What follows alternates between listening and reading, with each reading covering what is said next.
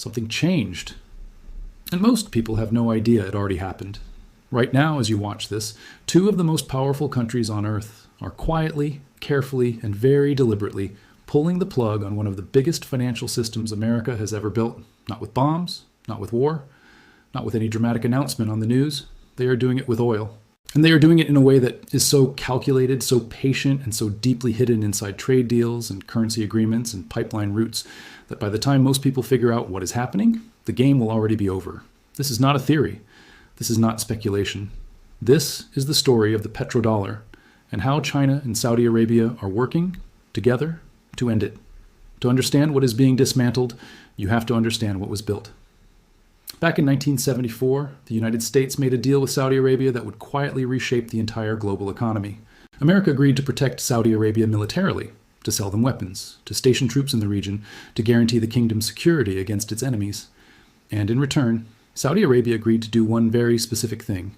They agreed to sell their oil only in US dollars. Every barrel, every buyer, every deal.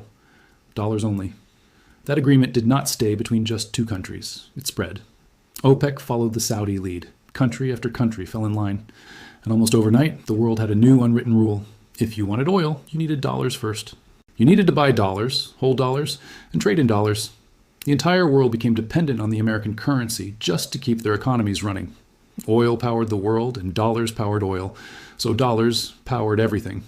That single deal gave the United States a power that no other country in human history has ever had. America could print dollars, and the world had to absorb them. America could run enormous trade deficits, and the world had to finance them. America could borrow at low interest rates, impose devastating financial sanctions on its enemies, and project its economic power across every continent on Earth. All because oil and dollars were permanently, structurally married to each other. That marriage has held for 50 years. And now, China and Saudi Arabia are building a new marriage. And America was not invited to the wedding. Let's start with the numbers, because the numbers tell you everything that the headlines have not. China is now the single largest buyer of Saudi oil on the planet. Not one of the largest, not near the top, the largest. In 2025, China alone accounted for 21.7% of all Saudi Arabian oil exports. That is more than any other country by a wide and growing margin, and that number has not held steady. It has climbed every single year for the past decade as China's economy expanded, as Chinese manufacturing scaled up, as Chinese cities grew, and as Chinese demand for energy reached levels that the world had simply never seen before. At the same time, China's total crude oil imports set a record in 2025, reaching 11.6 million barrels per day. Let that number settle in for a moment. 11.6 million barrels every single day. That is a consumption rate so massive it makes China the most important oil customer on the face of the earth by a distance that is not even close. And when you are that important to a seller's income, when you represent that much of what they earn and that much of their future revenue, you gain leverage, real leverage, the kind of leverage that lets you start rewriting the rules of how business gets done. And that is exactly what China has been doing. Slowly, methodically, with a patience that is breathtaking to watch. For decades, the system worked in a very simple way. China paid for Saudi oil in US dollars. Saudi Arabia received those dollars. Saudi Arabia then cycled those dollars back into the American economy, buying US Treasury bonds, investing in American financial markets, purchasing American goods and services and weapons. The dollars flowed out of America, they purchased Saudi oil, then they came right back. The loop ran perfectly and continuously, and America sat at the very center of it, quietly collecting the enormous financial benefit of being the world's reserve currency. That benefit had a name. Economists called it the exorbitant privilege, and it was real, it was enormous, and it funded much of the American standard of living for 2 generations. That loop is breaking. And the break started with a simple but radical question. Why do China and Saudi Arabia need dollars in between their transactions at all? In 2021, China and Saudi Arabia began serious, high-level negotiations about something that would have been completely unthinkable just 10 years earlier. They began talking about settling their oil trades directly in Chinese yuan, not converting yuan to dollars first, not routing the payment through any American bank or American-controlled financial system. Just yuan, moving straight from Chinese banks to Saudi accounts, with no dollar touching the transaction at any point. The idea seemed bold, but China had been laying the groundwork for it for years. Because China did not just ask Saudi Arabia to accept a different currency, China offered Saudi Arabia an entirely new financial ecosystem to go along with it. And that is the part most people miss entirely. China had already built the Shanghai International Energy Exchange. This is a fully operational oil futures market where contracts can be bought and sold in yuan. It is not a small side project. It is a functioning alternative to the Western oil trading benchmarks that have set global prices for decades. And what makes it uniquely attractive to oil exporters is what backs it. Yuan earned through oil sales on this exchange can be converted directly into gold through the Shanghai Gold Exchange. China was not just offering a currency swap. China was offering a gold-backed exit from the dollar system. For oil-producing nations that have always worried about holding too many dollars, that offer is extraordinary. Then the deals started getting signed. China and Saudi Arabia formalized a currency swap agreement worth $7 billion. That agreement creates a direct exchange mechanism between Chinese yuan and Saudi riyals that completely bypasses the US dollar at every step. No conversion needed, no American bank required, no exposure to American monetary policy or American financial regulation. Just two countries, two currencies, direct exchange. Then Saudi Arabia did something that sent quiet shockwaves through the financial world. Saudi Arabia joined Project mBridge. This is a cross-border payment platform developed under the Bank for International Settlements alongside China, Hong Kong, the United Arab Emirates, and Thailand. Project mBridge is built on digital yuan technology, and it operates completely outside of SWIFT, the Society for Worldwide Interbank Financial Telecommunication.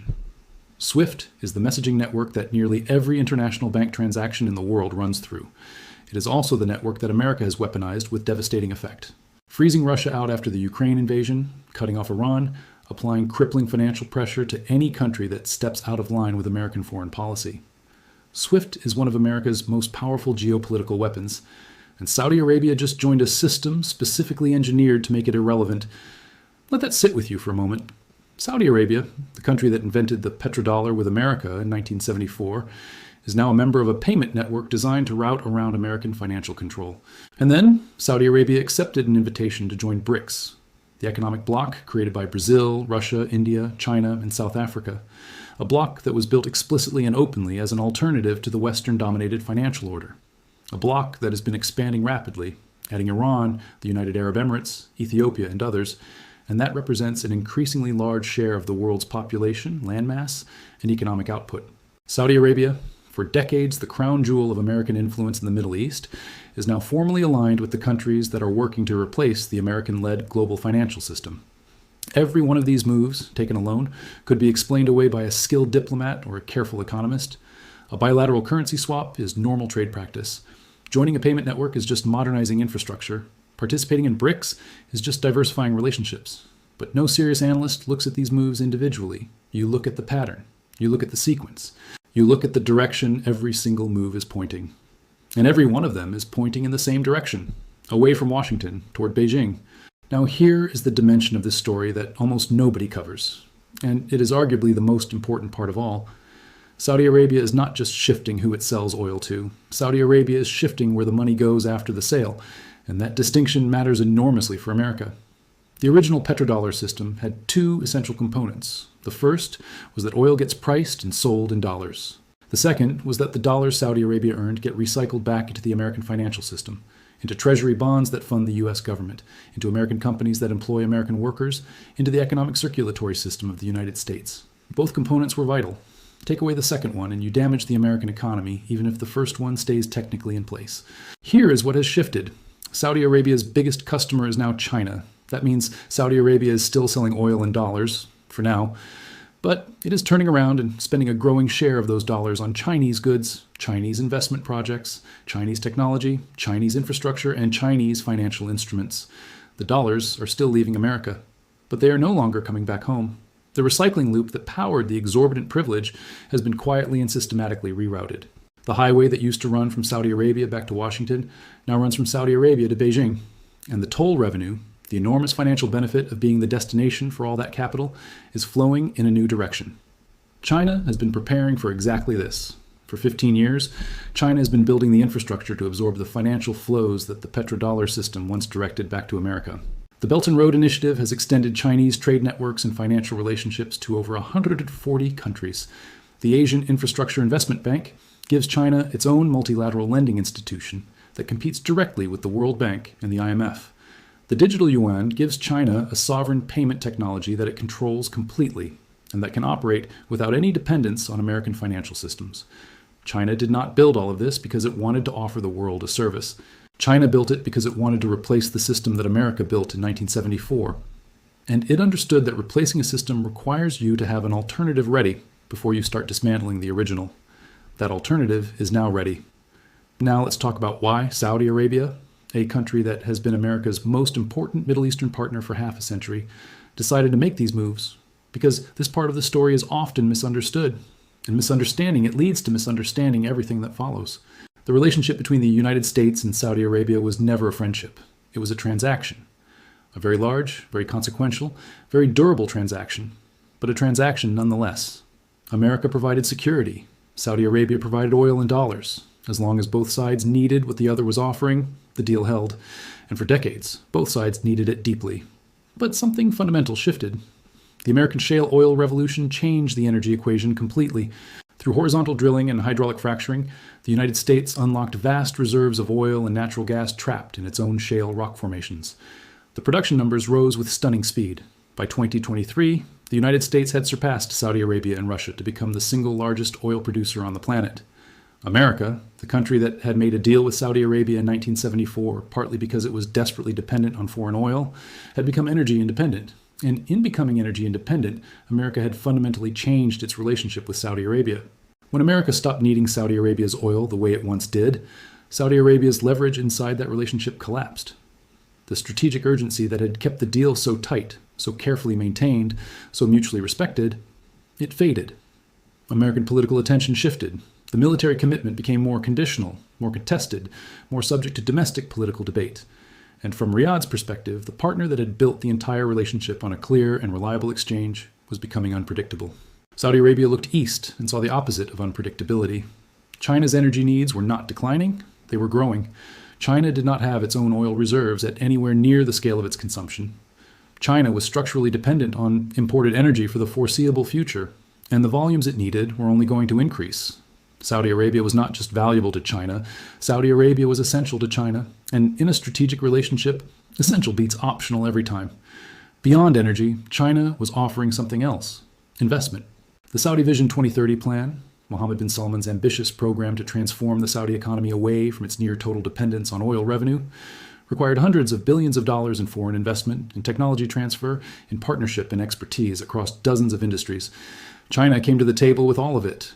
Chinese companies have been investing in Saudi Arabia at a pace and scale that American firms have not matched.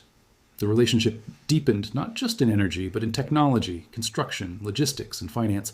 Saudi Arabia was not just a customer to China. Saudi Arabia was a strategic investment, and China made sure Saudi Arabia felt that. The calculation the kingdom made is not complicated once you see it clearly. America needs Saudi Arabia less than it used to. China needs Saudi Arabia more than ever. Investment and partnership are flowing from the East in volumes the West has not matched. The smart move, the rational move, the move that any country primarily motivated by its own prosperity and security would make, is to lean into the relationship that is growing and hedge against the one that is fading. That is what Saudi Arabia is doing. It is not sentiment, it is strategy. Now let's turn to something that hits much closer to home, the oil supply itself. Because the strategic moves around currencies and payment systems are one part of this story. But there is another part that affects oil prices, American energy costs, and the everyday economic reality that ordinary people feel at the gas station and in their heating bills. Saudi Arabia has been making very deliberate choices about where it sends its crude. Starting in late 2025 and accelerating into 2026, Saudi Arabia began a quiet but calculated reduction in the volume of heavy, sour crude flowing toward the United States. The reduction was not dramatic enough to generate major news coverage. It was surgical, precise, just enough to start drawing down American commercial oil inventories, just enough to tighten the supply picture in U.S. markets, while simultaneously cutting the official selling price of Arab Light crude for Asian buyers to its lowest level since January 2021. Saudi Arabia was making its oil cheaper and more attractive to China, Japan, South Korea, and India, while making less of it available to American refineries. Analysts who track these flows closely have described it as an optical tightening, a deliberate engineering of supply scarcity in specific markets to influence prices and inventories, while the global supply picture overall remains one of significant surplus. The International Energy Agency has projected a surplus of roughly 1 million barrels per day for the second half of 2026. The world is not short of oil. But American markets are being managed to feel tighter than they are. And Saudi Arabia is managing that perception with the precision of a country that has spent 50 years mastering the politics of oil supply. This is not coincidence. This is policy. This is Saudi Arabia using its most powerful tool, control of supply, to reward the partners it has chosen, and to send a message to the partner it is slowly moving away from. And China is playing its role in this dynamic with equal precision. China's record oil purchases in 2025 were not purely about immediate consumption. Yes, China's economy runs on energy. Yes, Chinese manufacturing requires massive continuous supplies of crude. But the scale of China's buying in 2025 went beyond current need. China was stockpiling. Deliberately, aggressively, at historically low prices, China was filling its strategic petroleum reserve to levels designed to insulate the Chinese economy from any future disruption. China was building an energy buffer so large that no external shock, no American sanctions, no Middle East conflict, no supply disruption anywhere in the world could threaten Chinese economic stability. While China was stockpiling energy security, what was America doing? America was debating. America was caught between competing political pressures about fossil fuels and green energy transitions. America was distracted by internal divisions that made coherent long-term energy strategy nearly impossible. And America was operating on the assumption that the Petrodollar system would continue to function as it had for 50 years, because it had always functioned, and because the alternative seemed too large and too disruptive to take seriously. That assumption is the vulnerability. The Petroyuan is oil sold in Chinese yuan instead of US dollars. The concept is simple. The implications are massive. Every single barrel of oil that is sold in yuan instead of dollars reduces global demand for the American currency by a small amount. 1 barrel is nothing. 1,000 barrels is negligible. But China imports 11.5 million barrels every single day. Saudi Arabia exports hundreds of millions of barrels every year. Russia, after being cut off from Western financial systems, now settles virtually all of its oil sales with China in yuan. Iran has been doing the same for years. Venezuela too. And Saudi Arabia is moving in the same direction, deal by deal, agreement by agreement, barrel by barrel. As of 2025, the petrodollar still handles approximately 80% of global oil transactions. That is not a collapsed system. That is still a dominant system. But it is a system that once handled close to 100%. And the move from 100 to 80 is not the story. The story is the direction of travel and the speed at which the infrastructure supporting the alternative is being built and scaled. Because the infrastructure is now in place. The Shanghai International Energy Exchange is operational. The currency swap agreements are signed. Project mBridge is running. BRICS is expanding.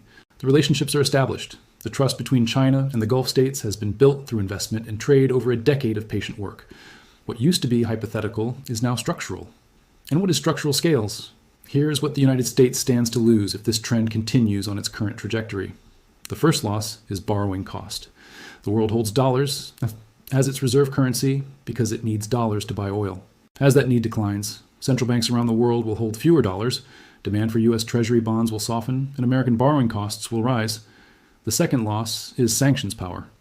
America has used control of the dollar system and SWIFT as its most effective non-military weapon. As countries build alternatives that route around both, that weapon loses its edge. The third loss is the trade deficit subsidy, the ability to consume more than America produces because the world absorbs the excess dollars. The fourth loss, and perhaps the most far-reaching, is the general premium that comes from controlling the world's dominant financial infrastructure. That premium funds American global power in ways that are almost impossible to fully quantify, but that would be devastating to lose. These are not abstract economic concepts.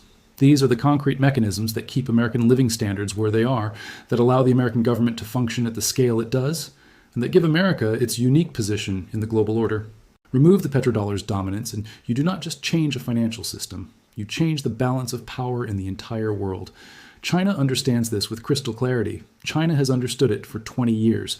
Every move China has made in the financial arena, every currency swap agreement, every bilateral trade deal settled in yuan, every investment in BRICS expansion, every pipeline and port project under the Belt and Road, every dollar spent building the Shanghai Energy Exchange, every technical standard set for the digital yuan.